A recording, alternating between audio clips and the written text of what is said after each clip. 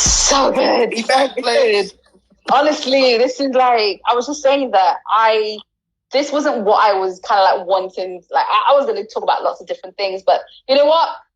God just had other plans. And I was like, I'm just going to be obedient and let it roll, because this is going to do something for someone. And I pray so.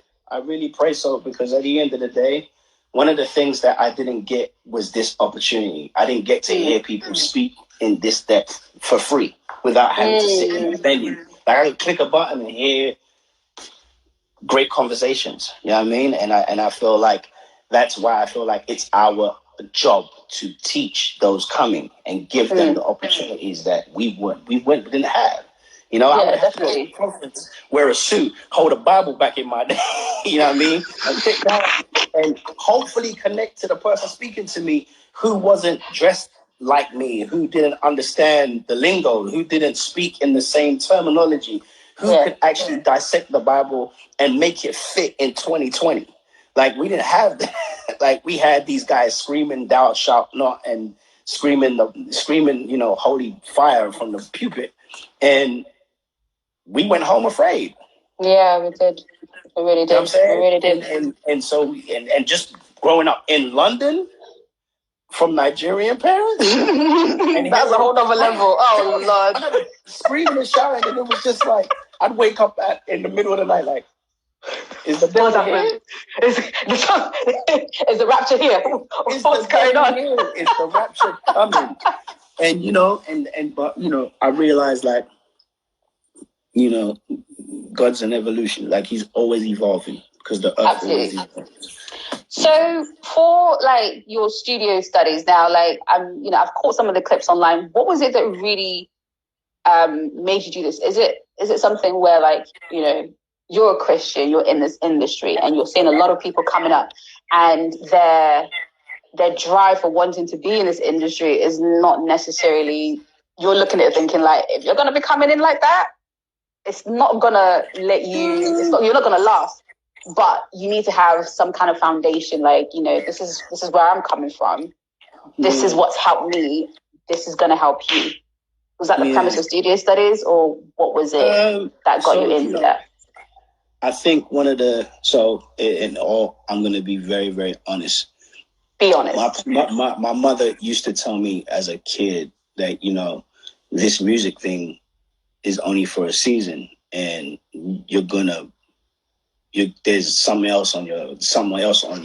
And I was like, I'm always doing music. I don't care what you say. And as I got older and older, I was searching for healing, because I realized, like, I was really broken. And I didn't understand why I was broken, but I realized I was carrying, like, I was tied to my own hurt. I was tied to my own fear. I was tied to my own insecurity. I was tied to my own shame and my own guilt and my own. And some of it was, you know, from the abuse growing up as a child with my father, and, you know, going through, you know, physical abuse with him, to being let down over and over and over and over again by the industry, or being told by a school teacher. I just had this anger. And the good thing about, the one thing I'll say about energy, good or bad, is depending on what you do, which side of it you fall, you can actually use it to push you into success. And so I was able to use that energy to push me into a place of what I figured was success, which was, you know, being a successful music producer and proving my point to the world. And I realized that in 2014, I had 2 #1 albums in that same year, 13 in that same year, and I made more money than I've ever seen in my whole career. And I was unhappy. Really? I woke up unhappy. I woke up and then I was like, okay, what's wrong? Because now at this point, I pretty much can do anything I wanted to do. Pretty much had a more influence and more say so over my life. I built my own studio. I bought my house. I bought, you know, I had 2-3 cars at the time. I had jewelry. I had all of it. I had all the stuff that I used to watch the cool kids do when I was growing up, and I was unhappy. And so now I had to search for what made what me to make it happen. Yeah. And so began a 4-year search. Wow. And one of the biggest parts of healing was forgiving myself, not just everybody else that offended me and the things that and asking for forgiveness, but forgiving myself. Why was that? Why did you need to forgive yourself? Because I had put this unnecessary weight upon myself to prove a point that nobody asked me to prove. Right. So you Ain't set a level for yourself, that you set something for yourself that didn't need to be set, basically. Yeah. And that hurt me. That hurt me to the point where I couldn't even, like, I stopped. 1 second, I'm on the live. I was like, I couldn't be myself, right? And so no matter how physical things were, no matter how much I achieved, it never filled the hole. And so I had to go searching, right? And the deeper I got into my relationship with God, the more I realized that I was broken and I had to fix that. And I think in the middle of last year, I had gone to a whole conference, 3-day conference. It was like in the middle of nowhere in North Carolina. And I'd gone there just to figure out what this empty hole was. And God was like, you have to now fill this with purpose. You have to fill this with purpose. And the purpose is like, yes, you're a great producer, but what is it that what can you do with your gift that's going to enable others you got to pass this baton on. You've learned so this is all recent. Like over the last 18 months, yeah. You spent 35 plus years of your life going through an experience. Now you got to teach those and give the opportunity to those, because you didn't have that opportunity. So now you got to teach that to people and let them understand, like, there's a way to do this painlessly. There's a way to do this without the hurt that can suppress you. There's a way to achieve greatness and be successful in this industry and not lose yourself. There's a way to do it and not be caught up in the fame, right? There's a way to do it and be blessed. And I wanted to, because I didn't get taught. No one taught me how to get into this industry. I unfortunately didn't have a mentor. And to be honest with you, I still don't know how I got here. Like every day I'm like, I tell the stories and I'm like, yo, this is incredible. So being that there's no lesson, who am I to come out on the other side victorious and not pass the baton on? And that was when I realized purpose. So it was last 2019, Nipsey Hussle died, rest in peace. And they were showing all that he achieved in 33 years. And how driven he was on building the community. And like, forget his music. Yeah, that was great. That was his outlet, whatever. But what he was doing outside of it. And God was like, you don't know tomorrow. I've put this on your heart for you to do. I need you to now step into what I've called you to do. Jeez. And I'm like, Lord, I am not trying to do no church. I really don't want to do it. Because we got 5 churches, like where I live, there's 5 churches within a 2-mile radius. Big ones. Wow. What is another church going to do? Like I'm not a pastor in that capacity. I said I need to use my platform, and then so I was like, and they say when you ask, he will answer you. He's like, so I said, God, what is it? He was like, thank you. You finally asked. He was like, I want you to do a teaching study in your environment. Wow. I was like, well, what am I going to call it? Studio Studies. A night of biblical and wisdom and knowledge. And I was like, oh, and boom. And the Studio Studies is there. It is. It's specific. It's not, I mean, we open it for everybody, but it's specific for people in the industry. Because you understand, there's a different pressure in the industry than people who have everyday lives, right? There's a different pressure because now they have to they're superheroes, and it's almost an expectation. Right. And if you watch X-Men, like every superhero struggles with their identity. Right, exactly that. Yes. Knowing how to use their skill set. Like, it's like, am I really a superhero? Am I really cool to this? Am I really great? Can I really achieve it? Okay, I figured it out now. I am cool. I am a superhero. How do I use my powers? Okay, now I know how to use my powers. Where do I use my powers? And if they don't have a place where they can, one, meet one another to learn from each other, and two, have examples of things, lessons, teachable exercises, because we give homework, we give examples, we give people like usable information. How do I practice this? How do I practice this? See, we go to church and we take notes, right? But we don't practice half the stuff. It's true. We don't practice what we write or what we've been what we've taken in. But it's also because we don't tell you to practice it. We don't give you like you have to practice this. So when I experience something, right, I can teach it and then give you the tools to practice it and try it out. And then in your practice, when you go home to try and practice the stuff, you know what happens? You start to see results and be like working out. That's why I always use working out as an example. When my trainer says, all right, tomorrow when you're by yourself, I want you to do 10 push-ups, this. It's on you. You have to practice that. It's on you. Because if you want to get to the next level, if you've been given something, you need to do what you've been told to do. So learn. It's about learning. The result, she knows when I do the work. I know when someone's doing the work because they will see results. How? Because I know I've seen results. Do you understand what I mean? So it's a hands-on experience.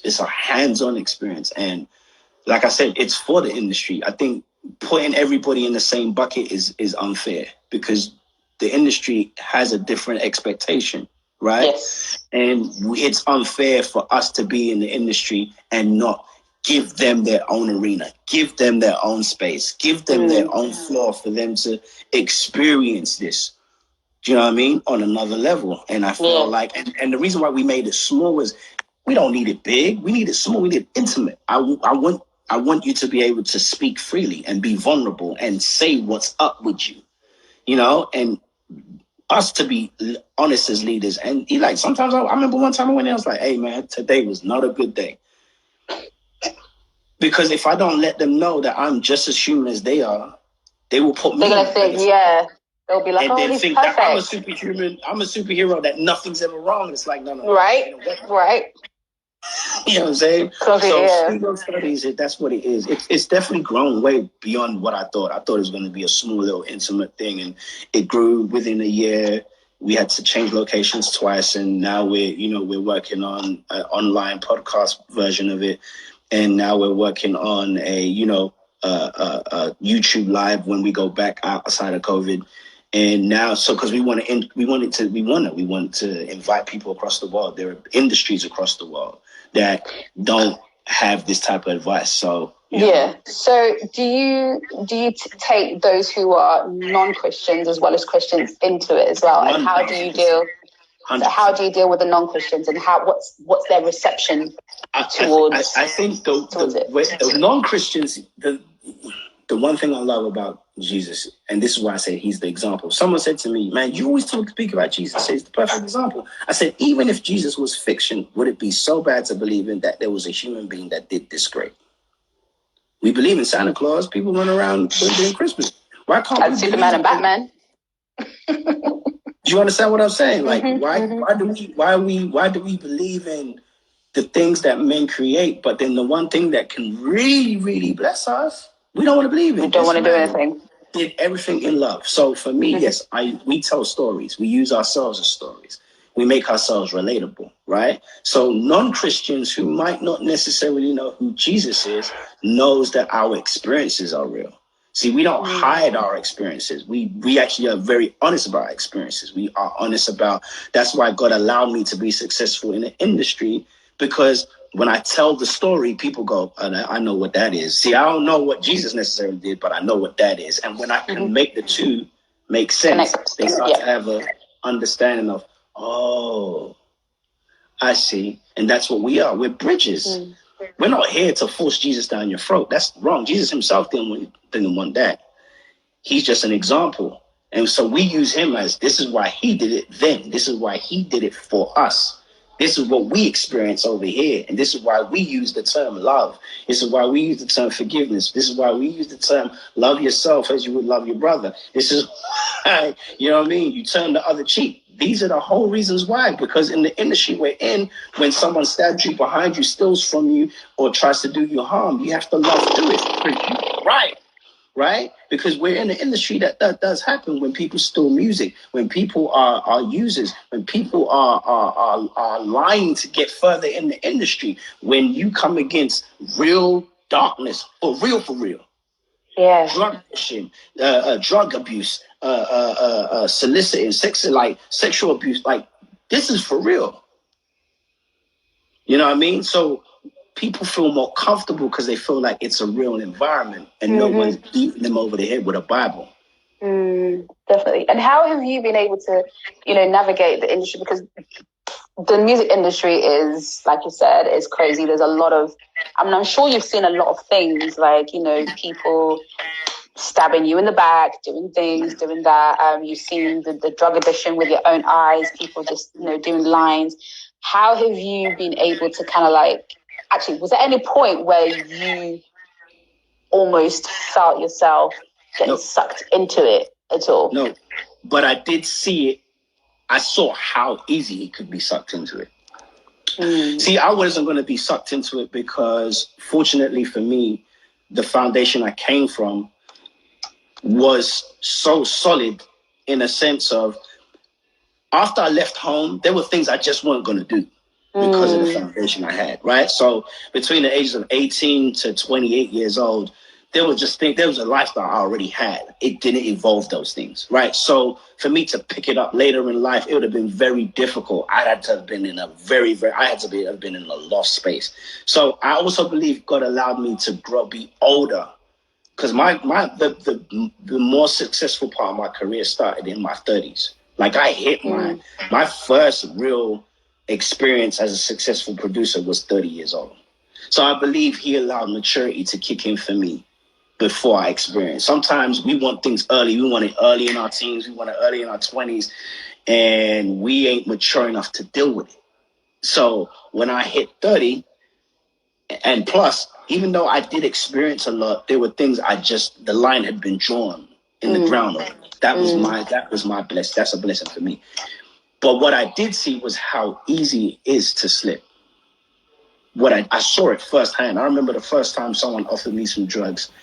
And even though no matter what they said to me, and this is not, knock on anybody who takes drugs, whatever, I understand. But I understand how easy it is to be pressured into it. And the first time, and someone was like, yo, man, you should try this. I was like, I don't do drugs. And it was like, no, but for real, you should try it. And they were consistently pushing. And wow. They were like, for me, just try it for me, bro. I'm telling you, it's going to be cool. And I said, and then I had an out-of-body experience right there. And God was like, do you see how easy it is? If you was offended, hurt, broken enough, you would have probably straight like that. If you was messed up enough, right? Now, in my friend's defense, he didn't know. He was just he thought he was helping. He thought we was going to enjoy a moment, right? The enemy was right there waiting for me to slip up. And God was like, and he said, I wanted you to, I went home very, very nervous. And I went home it made me realize I can't judge those who do fall. I can't look at those who do fall. If I was broken enough in that moment, I could have. If I was weak enough in that moment, I could have. So how many people are broken? Regardless of success, money doesn't make you unbroken. Fame doesn't make you unbroken. It makes it worse. It enhances it. It brings everything to light. So I would pray for people. I know a lot of successful people who struggle in this area, and I would have to pray for them deeply, fervently. I understand why Jesus loved those that were broken. I understand, because it was like you didn't have an out. There was no out for you. Like, who is praying for you right now? And so I learned to be more sympathetic and forgiving and loving, because I realized, damn, they might not know. That young man didn't know. You know what I mean? Love him to death. He didn't know. He thought it was something that I might want to experience. And the enemy used that door of weakness to try and use it. Unfortunately for me, my door wasn't open. But how many people are open like that? It's true. From stupid hurt to hurts that they go to bed that we don't know nothing about. How many young men are hiding because they've been sexually assaulted and they can't be honest about it, right? I know a lot of young superstar men who were sexually assaulted, whether it's from men or women who were way more older than them, and were broken, and it affected their whole life, and they've had to deal with that in silence. What happens to them then? Like, who's there? Of course. And someone comes up to them and is like, yo, man, what's wrong? And you down, whatever. And it's like, well, why don't you can take this. This will stop you from thinking about it. This will stop you from feeling about it. This will stop you from wanting that feeling to just go. Or numb the pain, basically. So that temporary fix is numbing that doesn't mean the issue that they have. The gift, your gift will always be your gift. See, God is a fair and just God. He said, if you work hard, you will be blessed. There's nothing like if it's just in the Bible. He didn't say that just for Christians. He didn't just say that. But he said that for all humanity. He's not an unjust God. So if a man who's poor works hard and becomes rich, whether he believes in God or not, it's because that's what God put. That's the calculation God put on earth. And if a rich man does not work hard enough or work hard enough, he will also be poor, whether he believes in God. It's the hard work. You've got to put the work in. Hard work has nothing to do with what you believe in. Yeah. Right? Now, what you do when you become successful or poor is where your belief kicks in. That's it. Because you understand, we're not fighting to stay here. We're fighting to leave here and go somewhere else. Right? And so what we do in that time is important. And I think I used to think to myself, yeah, man, I'm going to get all these houses. I'm going to get all this stuff and I'm going to do all this stuff.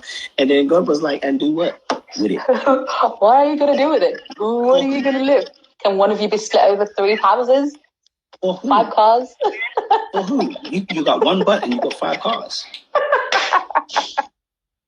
Right? And so as I got older and older in this thing, I started to mature faster and faster. And God was like, this is why when you wanted it at 22, I couldn't give it to you. When you wanted it at 25, I couldn't give it to you. When you wanted it at 28, I couldn't give it to you because you just wasn't mentally ready for it. See, I want you to succeed in this. I don't want you to fail in this, right? He told David in the Bible when he was a child that he's going to be king one day. Imagine how many years and how many times David must have thought this was going to be a lie. Nah, I can't be king. Me? King? No way. Saul trying to kill me. I ain't gonna be king. His brothers probably looking at it like, you king? My dude, you look after sheep. You understand what I'm saying? So true. Yeah. Until it's a appointed time where you can really be and become what he needs you to be, as long as you choose his way. That's so true. Did you, when you're with your clients, do they, and especially ones that aren't Christians as such, and you felt some kind of way where like, I want to pray for you, have they been open to it? And have they been like, and what was their response when you did do it? Firstly, this is what you got to also remember. Live by example, right? So what I never stopped being who I was in and out the studio. This is how I talk, even in the studio, right? Whether I'm with Chris Brown or whether I'm with whoever, right? I don't care. I always came to the studio and on my keyboard, what would you see? A Bible. I didn't stop being me, right? So, but I also didn't force me on anybody, neither. I loved them just the same way. We spoke the same way. Sometimes I cussed. Sometimes I just was being me. Because the one thing I'm not going to do is pretend, right? Right. And I'm not going to pretend like, oh, I'm this person off stage and I'm this person on stage, right? I'm still a nigga. Point blank, period. I'm still a nigga. I still suffer the same things that everybody else does. This walk and this choice and this purpose doesn't stop me from being human. And I hate that people do that to someone, to another person. But if I needed to pray for someone, if I didn't feel comfortable enough to ask them because, let's say, there was distractions or just not at the right time, I'd pray for them internally, or I'd go away, find a corner and pray. But I also created an environment that allowed people to understand that me praying has nothing to do with you, right? And so sometimes I got called to pray. I have friends in the industry who they's like, hey, you're the only one I know that can deal with this. I need you to pray for me right now. Like, wow. Because I set the presence of it's okay, whether I pray or not, whether I pray for you or not pray for you, I'm praying for you, right? I'm there for you. And the way to do it is you don't have to come into the room and say, hey, brother, can I pray for you? And then shundala. Like, I remember when we go into sessions, we literally would hold hands as my team, personal team that walked into session. It was like, hey, guys, I just want to ask a question. Do you mind if we pray real quick for this session? Y'all don't have to be involved. We don't want to force y'all, but we're just going to pray. And the first time, people were like, yeah, that's cool. And we'd pray and we'd go quietly. And we didn't go in there. It's like, yeah. We respectfully prayed in our little corner and we got on with the session. Session went well. The second time, the third time, the fourth time. And then one day they were like, hey, bro, can we join y'all in prayer? I was like, of course. But we didn't inflict it on them. We just didn't change who we were. Yeah. See, people are open when they see you're blessed. Remember, I kept saying we got to stop making it look like it's hard work for God. Right? When people see you're blessed and thriving and looking great, it draws them to you. And doing well. Why do you think? You think Jesus came to earth poor? Yeah. Like, do you think he walked on the planet poor? Like, do you think he had a tax man? He had the fisherman. They never were hungry. Like, they were smart. He was a smart man. Like, that man maneuvered. I'm sure he was draped well. You know what I'm saying? And I feel like one of the things that we do is we kind of like want to like do this weird encapsulating box, invisible box around what Jesus is supposed to look like, God's supposed to look like. It's like, no, bro, just be real, be yourself, be honest, you know? And so, yeah, people felt comfortable because we didn't force it on them. We didn't make it. One of the things I love my Pastor Toure, who I served under for 6-7 years, is I invited him to environments where they would smoke sessions, like where they would smoke weed and whatever. And he never turned away. He came and he just was in the room and he was like, hey, man, you cool? And he was real cool and whatever. And people were like, whoa, your pastor's here? Yeah. Yo, it's like he's cool, bro. Like, relax, everybody's cool. We cool. And people felt safe. Like, they're already hiding. Yeah. We gotta make them feel safe. We can't teach them nothing if they're afraid to hear. This is true. You know what I mean? So we ourselves as kingdom builders have to find a way to humble ourselves and go into the environment. Then we have to learn to speak the language. Jesus never said, he could have said, thou art, gave you all kind of lingo. He told you stories, parables. That's how he and that brings me to the question of, you know, there are some Christians who, you know, obviously gifted in music, but then there's this battle. I don't know if it's between their minds or God or the people that they're with. Should they journey into mainstream? Can they journey into the mainstream? Should they? Please, how are we going to change anything from the outside? You got to go in. How are you going to make any change from the outside? So you're going to stand outside and look. That's what I said. We created a little art. We created our churches has become caves that we hide in. Gosh. Like, go into the world. The Lord Bible says, go into the world. Go in. Yes, go in. You have to look. Moses could have never freed the Egyptians or freed the children of Israel without being raised up by the Egyptians. He knew their way better than the Egyptians were like, man, this one of us. That Moses knows us, though. That's Moses, bro. We grew up in the neighborhood with that dude. Do you understand what I'm saying? Yeah. So if we're going to inflict change, how are we going to inflict change? You think the devil ain't afraid to come into the church building? He really isn't. He's everywhere. The devil will come into a church building and tear up a whole sanctuary. So why wouldn't you go into the industry and do the same for God? Why wouldn't you use your skill set? Listen, why, yes, would it take for you to kind of somewhat learn your opponent's way? Yes. Would it mean you have to kind of adapt and endure a little bit? Yes. But didn't Jesus do that? He was around a prostitute. He was around a prostitute. He was around, like, but he stood as a light, right? And look at Kanye West. Remember I said God will use the foolishness of this world, right? Look at Kanye West. Ain't nobody saw that left coming. I think everybody was just like... And caused the whole Coachella, 60,000 people turned up on a Sunday morning to watch this man give God praise. Nuts. No, and he did it within 48 hours. I don't know many people that can do that. Not many. But because of his influence in the world, he was able to transition the world, even if it was for a brief moment. Gosh. Mad. How crazy is that? It's every time I try to think about it, I'm just like, wow. How? I remember seeing a concert online and having all these young teenagers giving God praise. And I was just like, huh?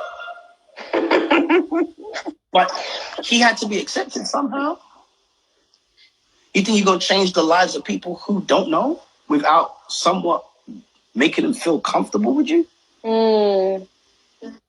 Oh, is that man put, God likes to disband and destroy. The problem is us religious people have an issue with those when Jesus came, he went against the religious rules and regulations. Man made religious rules and so when people like Kanye West and Chance the Rapper and all these examples do those things, it causes the church to feel uncomfortable. I was gonna say this. This isn't how we do it. And it's like, well, we don't care how you do it. We're trying to save souls. This ain't about you, bro.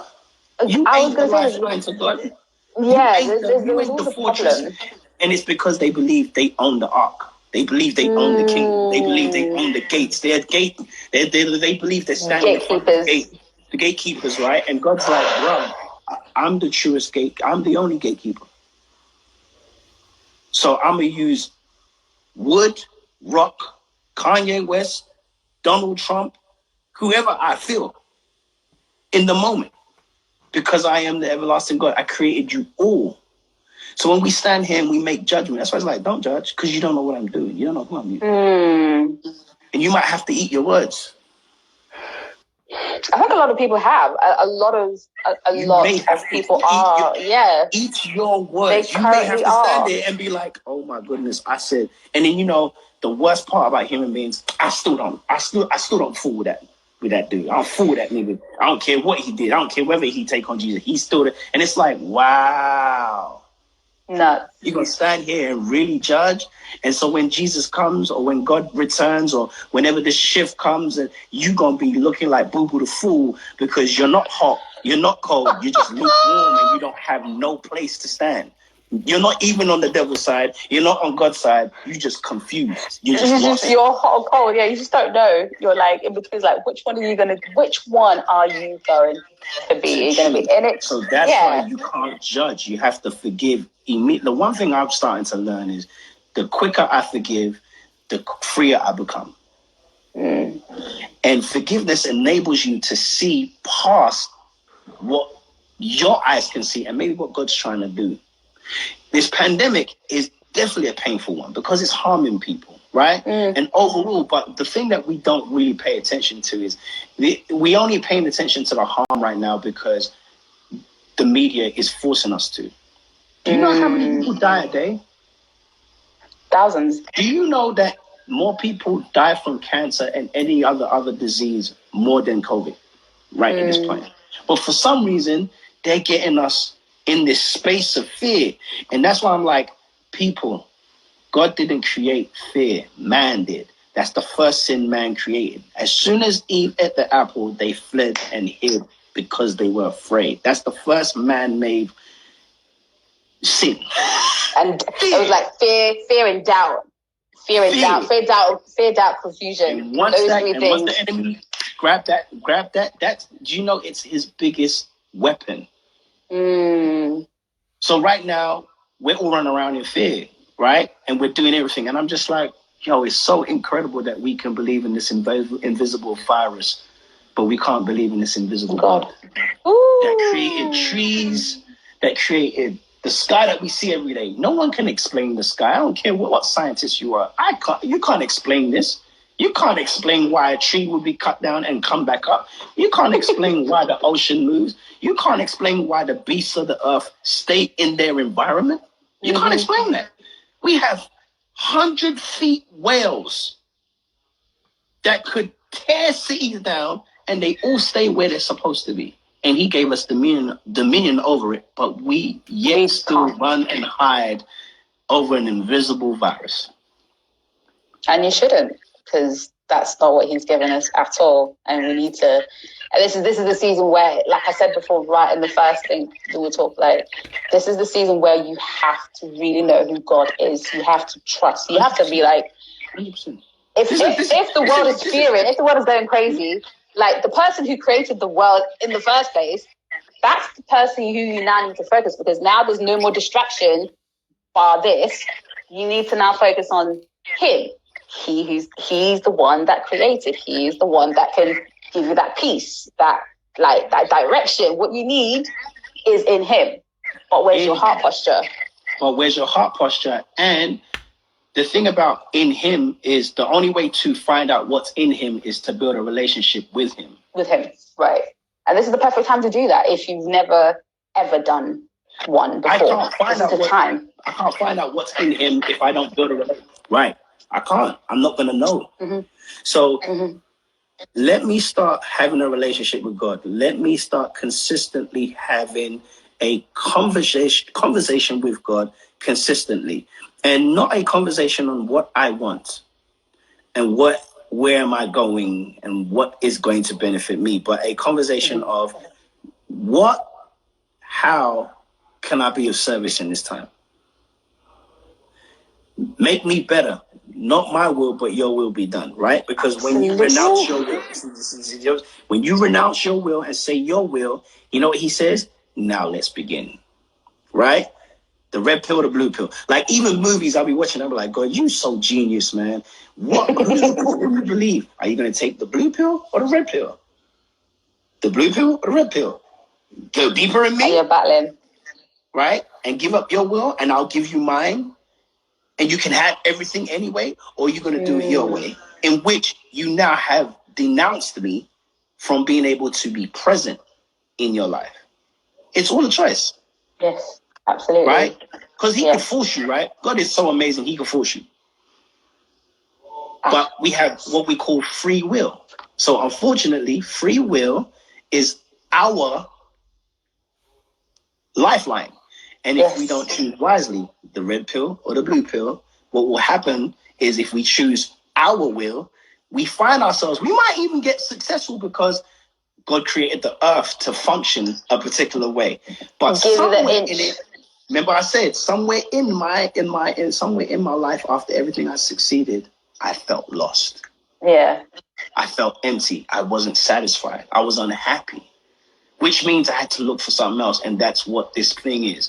But when you choose his will, you're full.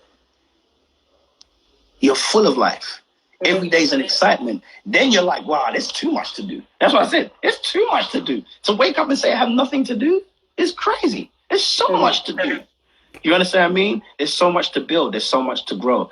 Jesus himself was a carpenter. Why? Because he's a builder. Then he built men. After he built tables, he built chairs, he built men. And that's what we are. Like, we're builders. We have to build this kingdom. This season is building the kingdom, and not building the kingdom in just saying stuff and printing T-shirts like God is good and wearing hats and that's cool. That's pretty. Everybody does that much. Cool. building real foundations, building real platforms, building real, like the fact that all we can do is build a church. The fact that because I speak the way I do, everybody goes, Harmony, are you going to be a pastor and build a church? No, I want to build platforms that's going to compete with the radio stations and compete with TV stations and compete with news stations and compete with AMC movie theaters. We want to build that type of thing so that when we put out movies and put out songs and put out things,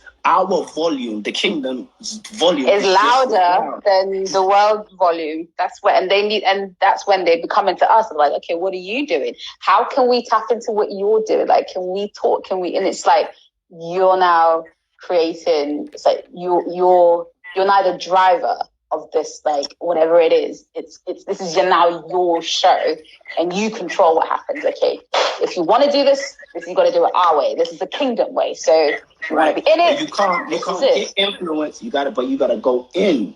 You gotta be like a thief in the night. You gotta get in first. Mm-hmm. Right? Get in. You gotta get in first. Mark. You gotta get in first. You gotta build influence first. You gotta get them to trust you. You gotta get them to believe in you. You gotta get them to see that you are capable, you are willing. So that when you change the hand and say, let my people go, boom. All you can say is, for real, your God is a true God. Right. That's it. And they see for themselves, like, oh, okay. No way. God had this a genius how God is, right? That's why I said, when they were going to kill the firstborns, the enemy had a plan. He said, let's kill all the firstborns, because prophecy is that, right? The future is that there is a person that will set the children free. The people free, yeah. So kill all the firstborns. And God said, you know what we're going to do? We're going to hide our child in plain sight. And we're going to allow the kingdom of darkness to raise him. Oof. Right? Oof. So we can learn his way. So that when it was time for Moses to transition, like when he came in there, he knew them better than anybody else knew them. Yeah. Right? So when it was time for him to move, Pharaoh said, indeed, your God is a real God. So why are we running and hiding in churches? Right. Why are we in there? Like, I'm not saying then go in there and smoke. I'm not saying go in there and take drugs. I'm not saying go in there and do. But don't hide yourself from the environment. Don't judge the environment. Don't fight the environment. Don't go in there with a cane and keep you understand? They don't know. But you have to build from somewhere. And you can't build outside of it. You have to build inside of it. Build inside of it, you have to use wisdom, knowledge, and understanding. Everybody says to me, how are you able to do Why I Love You for Major? And I said, let me tell you the secret behind Why I Love You. Nobody knows that Why I Love You is a gospel song. Why I Love You is a song that we wrote as a letter's good. And if I pull the lyrics up, I will tell you. It's based on the verse, I love you because you first loved me. That's what it's based on. Look at that revelation. What? And so when we were writing the song in the studio, and we sat down in the studio and we were writing the song, my brother, and I love that boy with my heart, Major, because he's a really intelligent, like he's a real kingdom builder for the real kingdom builder. And so he was writing the song and he said, yo, we were writing love letter lyrics, right? And he was like, trying to find these words to say to a woman. And he said, man, this feels forced. And he said, you know what? I'm going to write a love letter to God. And the first line was, I found love in you. Right? Because I learned to love me. And you taught me to love me too. Right? So the first line is the opening line to his message to God. But because it was intelligently written with wisdom, knowledge, and understanding, the song was able to relate and translate to multiple cultures across the world. That was his first ever single he released. Yeah. So now at funerals, you could sing, this is what I love. At weddings, you can sing on Easter, on Christmas, at marriages, at birthdays. It transcends. Mother's Day, it translates. But the heart of the song was written from a love letter to God. That's what I'm talking about. Amazing. Amazing. Another song I did for Janet Jackson. It was a sound God gave me in heaven. And basically, and even the marketing plan behind the way Major came out, that was all step by step, literal step by step guidance from God. Like some of the things we didn't have answers to. Some of the things I was like, he was like, you need to put this out now. Huh? How? Who? He brought the people. Like he brought them to us. Nuts. He brought them to us. He even told me, he said, we put it out, it was May 20th, 2016. He said, when fall hits and it gets colder, the song is going to explode, right? And I wrote it down in my diary, in my notes. I told Major was like, yo, it was September the 23rd. Boom, hit 1 million. And now it's that's my birthday. 100. That's my birthday. Wow. 100+ million views now. Nuts. The song's almost platinum, and we did it independently. We didn't have all the resources. We didn't have all the influences. Nobody knew who Major was. Gosh. Some people are still discovering who Major is, but the song, because of the messaging and because of what it was for, and because we got it from the source, it penetrated. It had nothing to do with me. I did not know anything. I couldn't even take credit for this. It was all him. Who he used, the people he used, the label he used, how he put it. It was all him. And that's what I feel like we, as the kingdom, need to do. We can do those things, and we can pause and shift, but we keep trying to force Jesus and God into people's throats. And unfortunately, it's hard for people to digest because it's something they don't know. Gosh, man, honestly, it's crazy. Like, I know that we can go on for such a long time because it's just so good. I'm telling you, we could so go on, but I know that we can't. I know we've got probably about 10, 11 minutes before this time's out. So as a couple of things I think I want you to tell people who are watching right now. So if they're in the industry right now, what should be the most important thing to them? Whatever you're about to get into, you know, if you're a producer, what's the because you're obviously that's what you do. For someone who is a producer watching, what should be the first thing that they're thinking about, and what should be like the thing that they should be like holding on to? Master your craft is the first thing I always say. Because when I went through 10 years, so from 2020 to from 2008, 2008,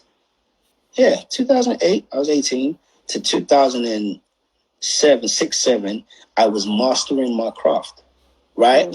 And because I didn't know when it was going to happen, all I could do was master my craft.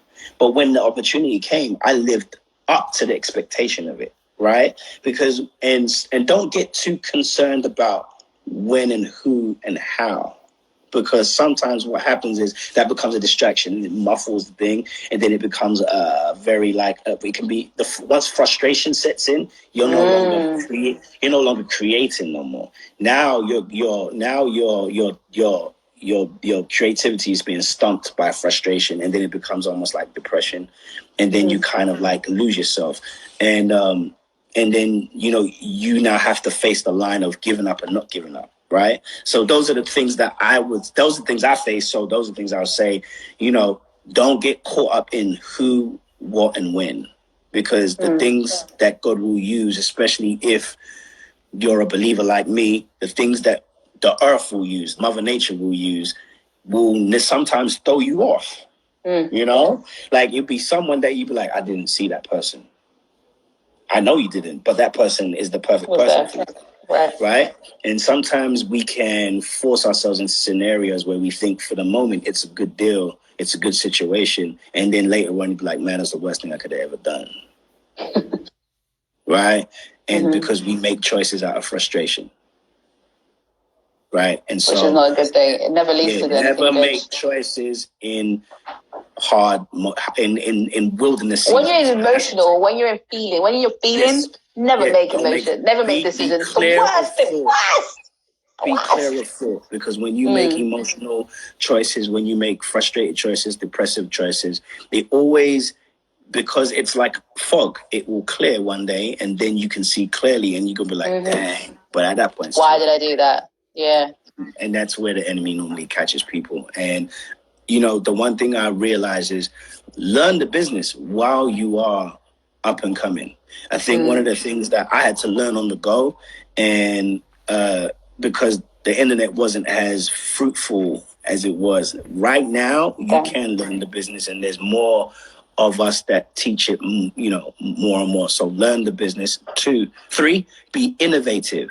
Find your own sound. Do not try to imitate anybody. Because the worst thing I think that happens to people is they imitate. And so what they do is people go, oh, you sound just like Timbaland. And then they try to box you in. And so they only use you if you get that far, because you sound like a particular person. And so they're like, yo, you know, they used to do this to me. Oh, he's an R&B producer. And then God was like, and so God will make me do something like Maroon 5 that was like, he did Maroon 5? I didn't know. Or something like outside of its norm.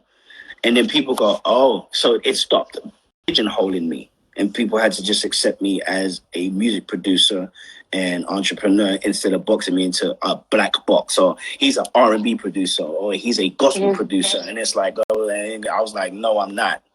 And so I always broke out of the comfort zone, you know what I mean? And I always went for it. And so definitely keep your own identity. If you like wearing flares and high heels and, you know what I mean, bowler hats, and that's your image, then be comfortable. Do it. Be comfortable. Don't change yourself to be other people. You know, I used to think jewelry and all that stuff was what made you who you were, and people judge you on that. And it really doesn't. You know, be your true self. And people will come to you when you're your true self. I believe that when I was trying to be someone else, people weren't sure about who I was. And now I'm being my true self. I'm just attracting the bright people that need to be around me, you know? Which is so important. For y'all. And then the last thing I think I'll say is always be willing to learn. Life is learning. You can never stop learning, though. You can never You stop really can't. And never if you do, you fail. Yeah, never be the smartest one. Like, if you're not willing to humble yourself and learn from others, I think it's the worst thing you could ever do. And so when you're up and coming, you have to be a sponge, because and that doesn't mean take everything that you learn, take what you need, and you know what I'm saying, and throw away the rest. Because when you try to, that's when you start to imitate. When you try to do everything everybody's doing, like and create your own narrative. You know what I mean? That was me. I you know, someone was like, man, you kind of sound like a gumbo pot of people. And I was like, yes, I took what I needed from those people and created my own identity from it. You know what I mean? But my heart and soul is me. So now when people hear my record, they're like, that's Harmony. And now when people imitate me, they go, that kind of sounds like something Harmony would do. I don't know. Yeah. Even me, sometimes personally, like I can never tell when you've done a track or you've done something, because I'm like, when someone then says, oh, it's Harmony, I was like, what do you mean it was? And it's like, and I look at the credit, I'm like, it's you. And I'm like, how does he do it? Because, you know, back in the day, you knew who Timbaland beats was. You knew a Pharrell beat. You knew the Neptunes. You knew a Kanye. You knew all of those guys. You knew their beats. But then I was like, how is that even possible? But then again, like you said, you didn't want to be pigeonholed into a box, so you did whatever. I also grew up in a very multicultural environment. Like, even though I grew up in a Nigerian home, right? I went to an all-white Catholic school, right? Yeah. But I also grew up in the hood. So and then I was in a gospel church, you know what I mean? And so I got a lot of cultures, and my father played everything from reggae. You know, London's a melting pot of cultures, right? Of everything, yeah. You have Oladipo, on the street. You would have Sundeep on the street. You would have, you know what I'm saying, Clifford and Auntie Bay and Auntie Renee on the street. Like, you would have Jamaicans, Chinese, whites, all on one street. You know what I'm saying? And so, you know, we just had it differently. Yeah. So very, very different. Okay, so I'm sure you have a bucket list, because I think we've got about 4 minutes left. So I'm going to ask you this. I'm sure you've got a bucket list of like artists that you've always wanted to work with. Have you ticked off names on that bucket list? If so, who are they? Yeah, you know what's funny? So this is why I say never. I know one of them. I think I know one of them already, but I'll let you talk it. So I definitely have. You know what's funny? I definitely have worked with every one of the bucket lists that I wanted to work with, except for one or two. But the majority, I definitely have. And the interesting thing is, I forgot that I have. So sometimes I was like, if there's a bucket list, and I was like, I want to. Oh yeah, I did work with that person. I'm like, oh yeah, but it might not necessarily. And this is for everybody. It might not happen the way we want to happen. It might not happen in the environment that you want it to happen, but it doesn't mean it didn't happen. And so I had to take away the idea of what it's supposed to look like and just be happy with the fact that it took place. You know what I mean? Yes. My bucket list, I think there's a few handful. Jay-Z definitely one of my, he's the godfather. I've always wanted to work with him just to say I did it. Who else? Coldplay. Always wanted to work with Coldplay. Wow. I think Coldplay is one of the most amazing bands, and I love their messaging. Like, I remember, so remember I said find a way in and then switch up. I went to a Coldplay concert and I thought I was at Hillsong. Really? Like, I literally was in tears. Like, what? 80,000 people, and they were pretty much worshiping. It was incredible. Wow, amazing. I pay attention. Like, oh, you kidding? Oh, my bad. And I was just like, oh. And I was like, okay. And This is like, it blew me away. Like, I was like, this is church. Oh my goodness, we're in church. Like, I love Coldplay. Coldplay is definitely one of them. And I'm very interested in the new kids today. You know, I think the new kids today is, I don't know if I've got a bucket list of who I want to work with as young people, but I definitely want to help them get to that place. Yeah, get to where they need to get to, get to where they need to get to without the struggles that I've seen others experience or myself experience, especially young producers. And you know, I know that me and my brothers, we really did open the door up for a lot of British producers to come out here and do the thing. So definitely. Okay, so in 20 seconds, give us a word, because this is probably going to time out again because it's just been too much. It's so much. So 20 seconds, give us a quick word of encouragement. Stay faithful. Period. Stay faithful. Go to God every day. When you fail or when you succeed, go to him every day. Nothing else matters. Nothing else matters but him. Go to him every morning, every afternoon, every night. Let him be the beginning, the middle, and end. Everything else, and be obedient, period. I don't know anything else I can say. It's hard. Slow obedience. Slow obedience is disobedience, just so you know. Yes, it is. Be obedient, and then boom, you will see things just continue to happen for you. So yeah. Harmony Samuels, you are amazing. I thank God for your life. Harmony, thank you so much. I really appreciate you taking the time out. It's been so, this wasn't what I expected, and it's now more, and I'm so glad, I just let it happen. So thank you so much. And God bless you. And watching. We have a lot of watching, so I appreciate it.